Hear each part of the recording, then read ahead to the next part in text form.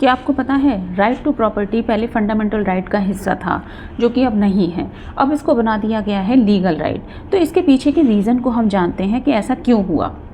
देखिए, right to property initially article 19 और 31 में मेंशन था, जिसके तहत कोई भी इंसान प्रॉपर्टी को एक्वायर कर सकता था, होल्ड कर सकता था, डिस्पोज कर सकता था और साथ ही उसको स्टेट की प्रोटेक्शन भी मिलती थी। लेकिन जैसे ही लैंड रिफॉर्म्स गवर्नमेंट ने स्टार्ट किया तो वहाँ पर क्लैशेस स्टार्ट हो गए। अब क्लैशेस कैसे कि लैंड रिफॉर्म्स जो कि डायरेक्टिव प्रिंसिपल का हिस्सा था, तो वहीं right to property fundamental right का हिस्सा था, जिसमें कि सुप्रीम कोर्ट ने भी कहा था कि राइट टू प्रॉपर्टी जो कि फंडामेंटल राइट है जिसको कोई नहीं छीन सकता है। तो यहाँ पर क्लैशेस स्टार्ट होने के बाद में जो प्रॉपर्टी ओनर्स हैं वो सुप्रीम कोर्ट पर पहुँचते हैं और वहाँ पर ये आर्ग्यूमेंट करते हैं कि अगर गवर्नमेंट बिना किसी कानूनी कंपेंसेशन के हमारे लैंड एक्वायर करती है तो ये हमारे फंडामेंटल राइट का वायलेशन होगा। जिसके बाद सुप्रीम कोर्ट ने 3 जजमेंट्स पास किए, जिसमें पहला जजमेंट था शंकरी प्रसाद वर्सेस यूनियन ऑफ इंडिया, जिसमें सुप्रीम कोर्ट ने ये कहा था कि संसद यानी कि पार्लियामेंट फंडामेंटल राइट को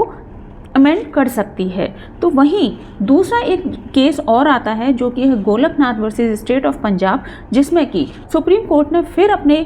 जजमेंट को ओवररूल करते हुए कहा था कि संसद फंडामेंटल राइट को अमेंड नहीं कर सकती है। तो फिर उसके बाद में फिर एक और जजमेंट वो लेकर आते हैं जो कि लैंडमार्क जजमेंट था, जो कि था केशवानंद भारती केस, जिसमें कि सुप्रीम कोर्ट ने कहा था कि फंडामेंटल राइट को अमेंड किया जा सकता है पार्लियामेंट के थ्रू, लेकिन उसके बेसिक स्ट्रक्चर को नहीं बदला जा सकता है और उसके बेसिक स्ट्रक्चर को जो इंटरप्रेट करेगी वो जुडिशरी करेगी। जिसके बाद ये फाइनल जो सॉल्यूशन आता है वो 1978 में 44th अमेंडमेंट के थ्रू आता है, जिसमें कि अब राइट टू प्रॉपर्टी को एक लीगल राइट बना दिया गया और इसमें इंसर्ट कर दिया गया आर्टिकल 300A,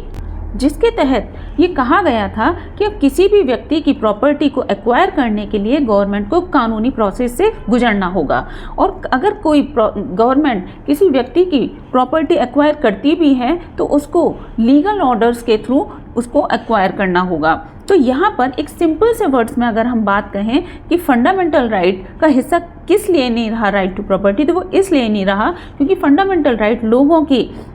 अधिकारों के लिए थे, उनकी लिबर्टी के लिए थे। लेकिन लैंड रिफॉर्म